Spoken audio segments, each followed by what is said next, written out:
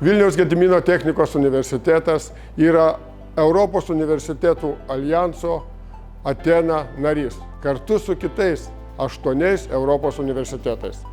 Mes kartu visi sukursime vieną bendrą Europinį universitetą, turintį 15 000 profesorių ir 160 000 studentų.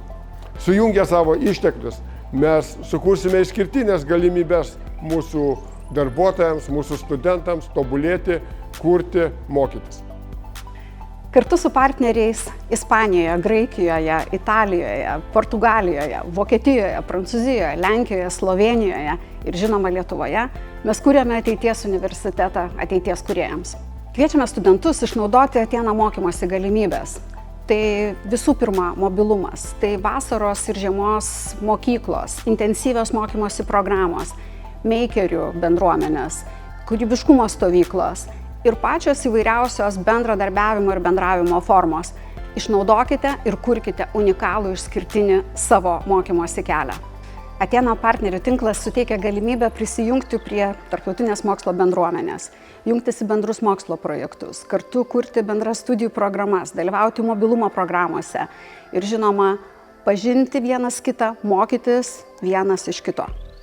Visi mūsų universiteto studentai, dėstytojai, administracijos darbuotojai priklauso didžiuliai Atena bendruomeniai.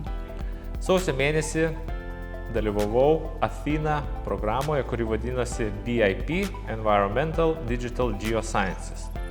Šios programos metu išmokau dirbti su įvairiausiomis kompiuterinėmis programomis. Viena iš jų – QGIS.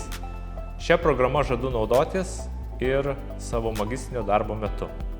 Taip pat susipažinau ir dirbau kartu su įvairių tautų studentais. Tai buvo labai įdomu. Dėstytojai buvo tikri profesionalai. Šią programą rekomenduočiau visiems. Kviečiame sekti Atena socialinės paskyras ir naudotis Atena galimybėmis.